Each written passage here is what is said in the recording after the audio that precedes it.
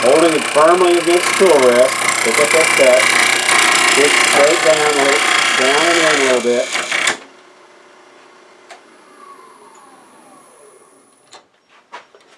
And that didn't work.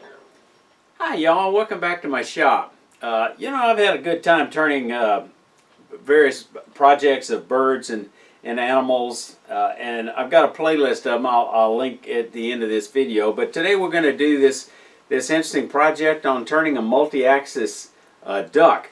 I was getting ready for a workshop recently, and we were going to do these ducks, and I had done one that had feathers on it. Let me give you a close-up of this. And as I was preparing for the workshop, no matter what happened, I was ripping those feathers off. So the challenge for you is to try to do one with the feathers without ripping them off. And it is possible, because I did it several years ago. I just don't remember what I did. But you know, I'm getting to the point now where I could hide my own Easter eggs and have a good time looking for them. So who knows? We're going to use wood approximately 3 inches by 3 inches by 6 inches. Viewer Steve Freud from Spain encouraged me to use metric when I talk about sizes, so that's going to be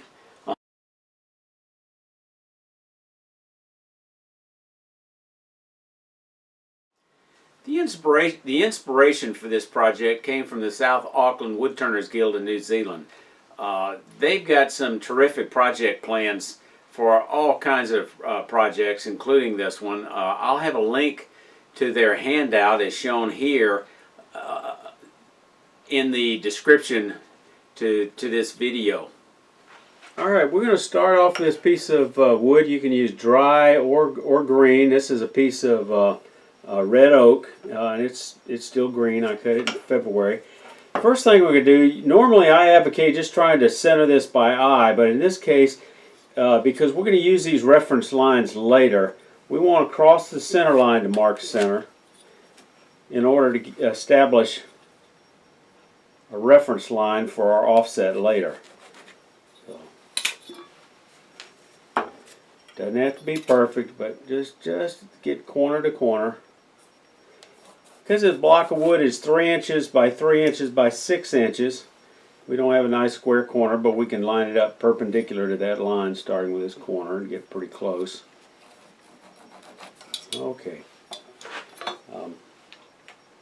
Now we're going to use go ahead and mark using our center punch.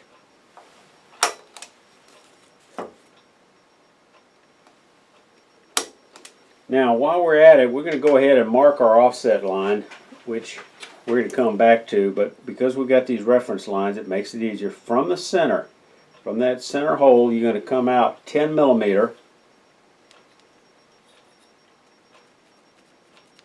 and that's going to be the offset line. Otherwise, this is going to be the axis of the neck. Again, coming out on the same reference line on the opposite side, 10 millimeter.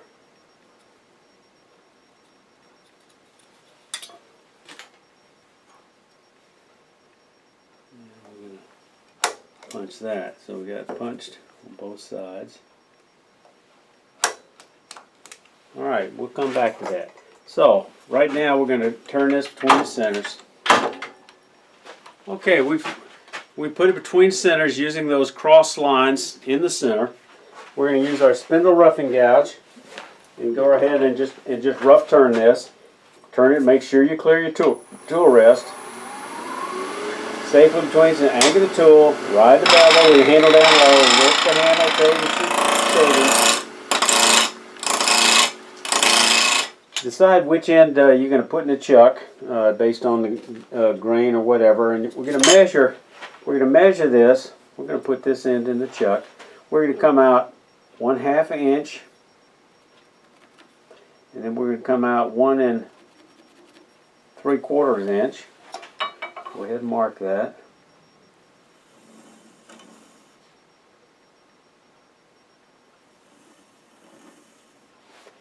And we're going to use a spindle or skew, and we're going to make V cuts on both those lines. We're going to make this V cut. Okay, now I want to go ahead and shape the body a little bit using a spindle gouge. I'm going to use a 1/2 inch spindle gouge. We're just going to round over the body. Into the tool, ride the bevel, lift the handle to the cut. And then swing that handle over as you get into that cut. Swing that handle towards you. Keep being careful not to get the wing caught in this end grain here. That's the tricky part about beads. A deep bead like this.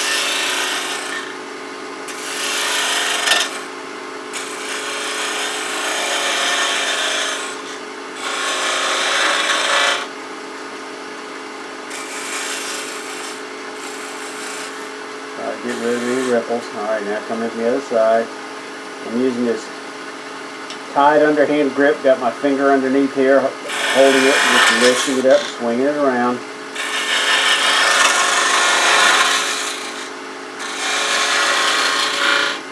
And that flute's got to be completely almost at 3 o'clock as you finish that cut. Alright, now we're going to go ahead and shape just a little bit here on what's going to be the feathers.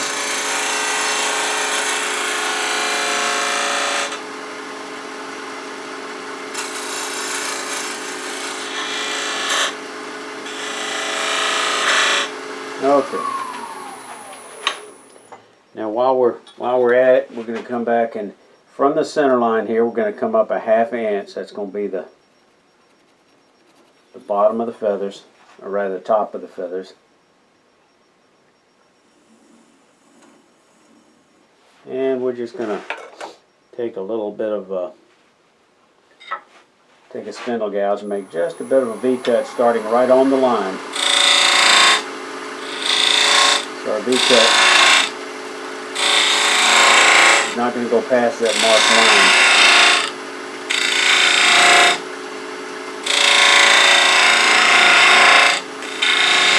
This just give us a reference for later. Now, once we go off, change the axis, we don't have an opportunity to sand, so now's the opportunity to sand the body. We're going to skip that for the time being on this particular demo piece. I'm just going to cut it without sanding. So you got it smooth, but you're going to go ahead and sand it. Now the next step is going to be placing it between that offset, in those offset marks.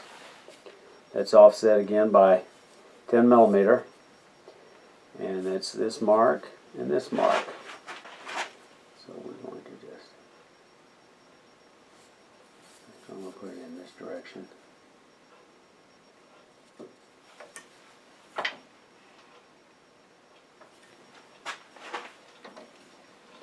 And then just bring up your tool rest and just swing it all the way around. Now recognize you're going to pick up a little bit of vibration here. So we're going to concentrate on bulk wood removal. All we're going to do is put a tenon on here, and we're going to use again this 1/4 inch parting tool because we don't have to make multiple cuts to get a tenon deep enough. Tenon is only going to be 1/4 inch deep. Now here's the crucial thing: get your speed up to at least 1500. Because of this offset, you can't go straight in, or it's just going to beat on your tool. You're going to have a sharp tool, and you're going to have it inclined to take that beating, that peeling cut like that. Alright, and we're going to get it to fit our normal jaws, which means once it penetrates this back side, the part that is the furthest away from the cutting tool, this is the one that's closest to the cutting tool, when it just penetrates, it ought to be, we'll know it's round, and hopefully it'll be a size that'll fit our chuck. I've got the speed up to about 1600. Anchor the tool, hold it down securely with your thumb. Watch that ghost image and line that ghost image up with the edge of your parting tool and just gradually drag or slowly feed it. Watch that feed rate.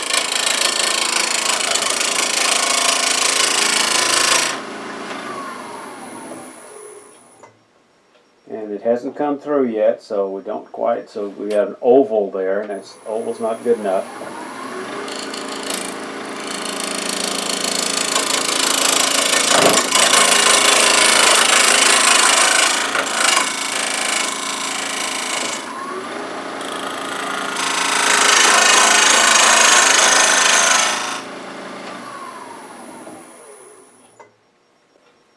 Still not quite through yet.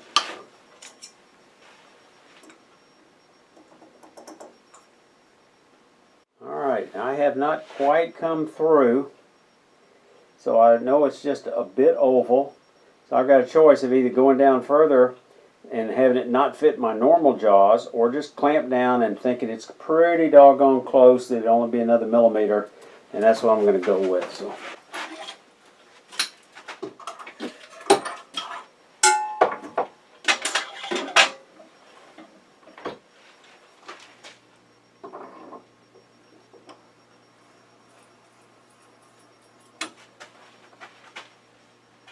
Okay, I'm using some 35 millimeter spigot jaws, Nova jaws, that'll hold that smaller spigot. Just keep in mind when you're turning that spigot, that it needs to fit entirely within the diameter of that off-center axis. So you measure from that off-center axis to the outside, and that needs to be the radius of the opening of your chuck jaws. Now, I hope that makes sense. But okay. Now we're going to take this down to 1 inch for the head. Turn to make sure it clears. So I'm going to use the spindle roughing gouge for that. Make sure everything's locked down good. Anchor the tool. Ease that bevel onto the wood. Without cutting, you need to lift the handle until you see it cut. We're just doing bulk wood removal.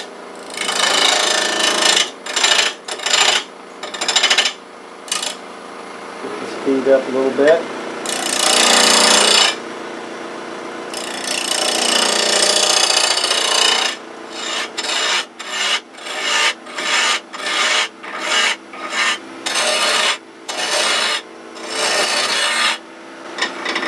I'm watching that ghost image of that V, and I'm making sure I'm picking up that cut inside that V.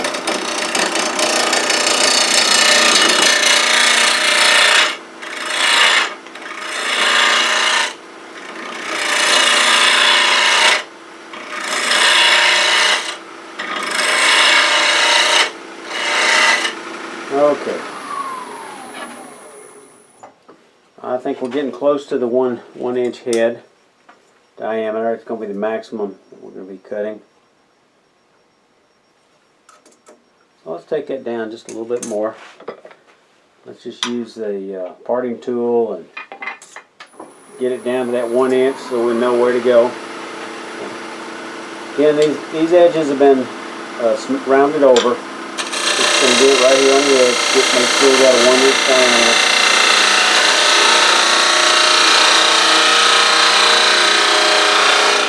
Okay, that's going to be the diameter of the head. So we're going to switch back to the 1/2 inch gouge. I'm going to come back in here. I'm going right into that V-cut with that bevel 90 degrees to the wood, holding it firmly against tool rest, picking up that cut.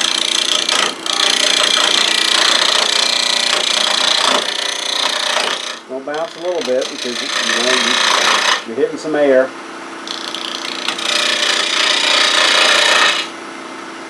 Small cuts.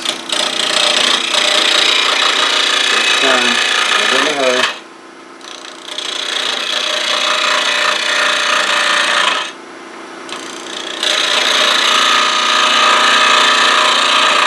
Mark the bottom of that head before we go too much further. We're going to make it an inch. This is an inch. We're going to come from the edge and mark it 1 inch. Actually, we're going to have to leave room for a little bit of damage, so that head's that live center point, so we're going to back off maybe 1/8 of an inch. So that'll be the part we're coming down to.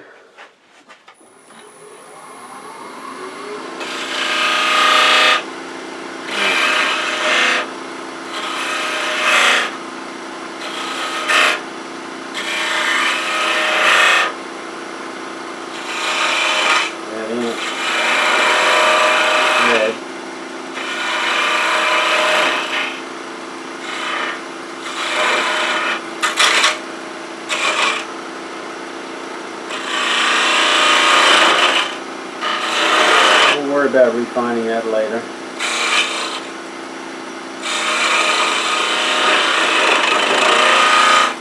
underneath that tailstock support.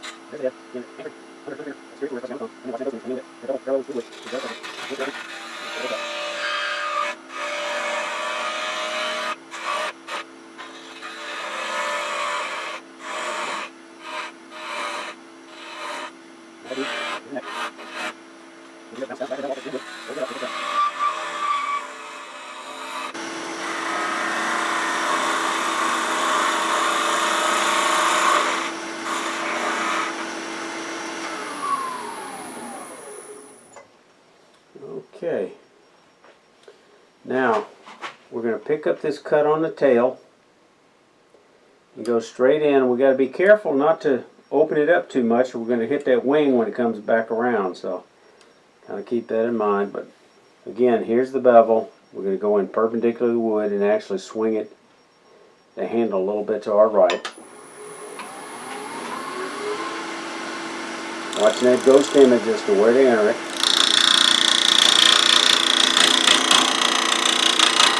Swing the handle to the right. That tip of that tool doesn't hit the tail coming around.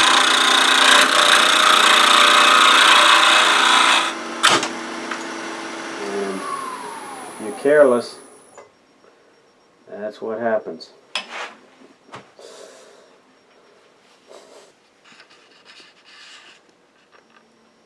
Okay. Take 3.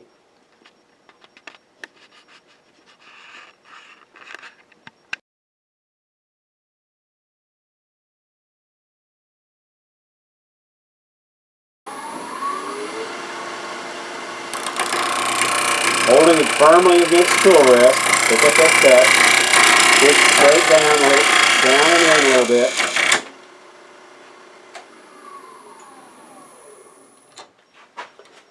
And that didn't work. Okay, so I think we're going to have to resort to plan B, which is going back to that first design with no tail. Back this off, and we'll just come in and make the tail go away.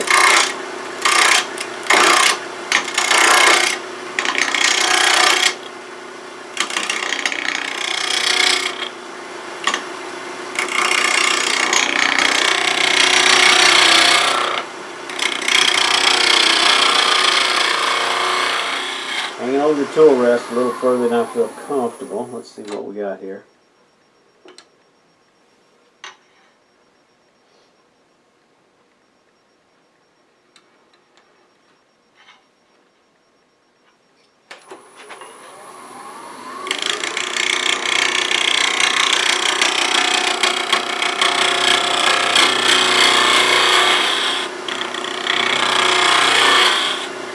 Still see a ghost image of part of those wings.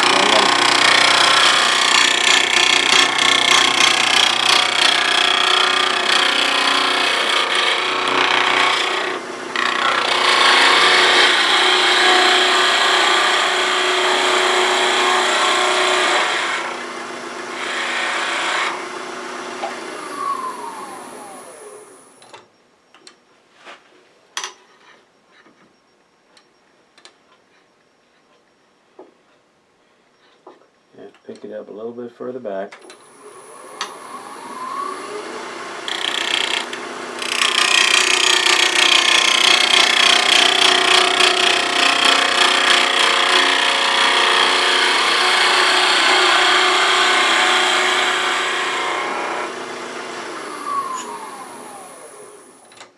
Okay, and we just about got it. I'm going to go ahead and make this neck a little smaller. So we're going to get in there with a little smaller tool rest.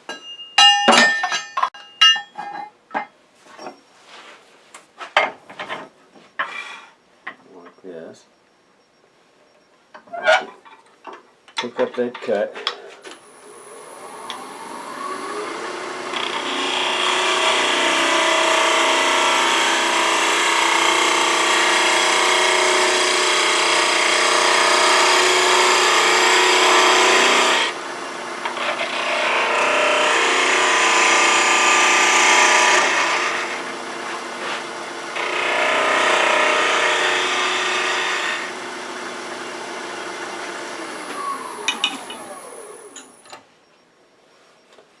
got some rough edges there we're going to have to do a little hand sanding with. Too hard to get in there easily with sandpaper while it's running. So just get in there with some type of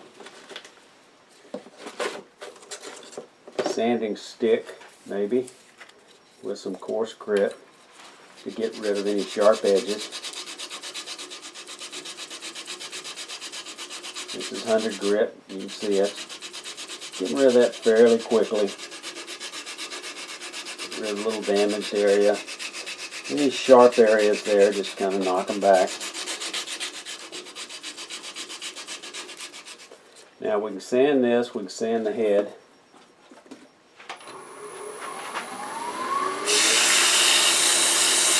Keep your fingers well back and then move an edge.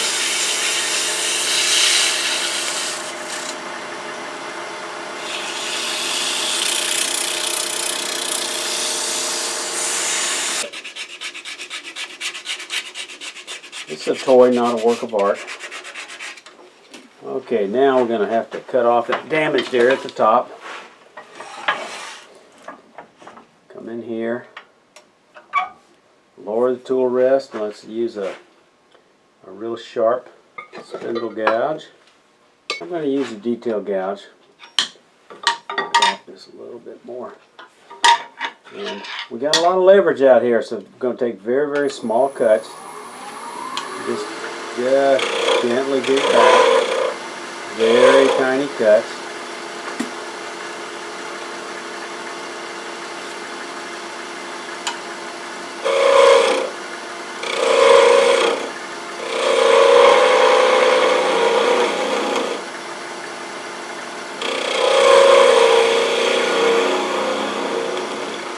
Okay. Coarse grit sandpaper.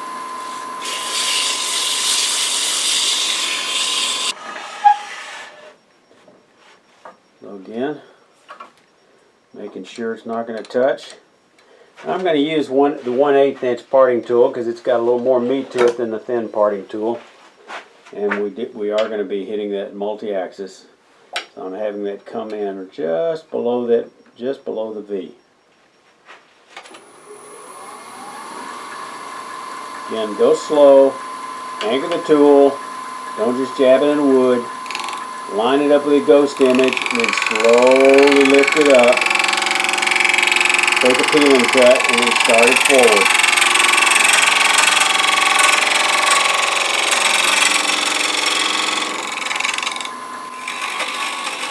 You get just a little bit of extra in, not starting to it. Knock off a little bit of that piece there. Just come in.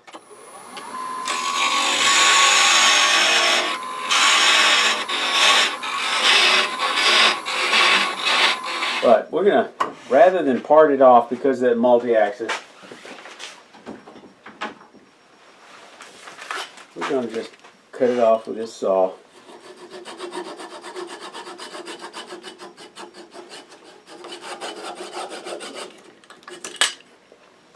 And we got a fairly flat bottom. We can sand this off on the sander, get rid of that little damage there. Next thing we're going to do is we're going to figure out exactly where we're going to put the beak.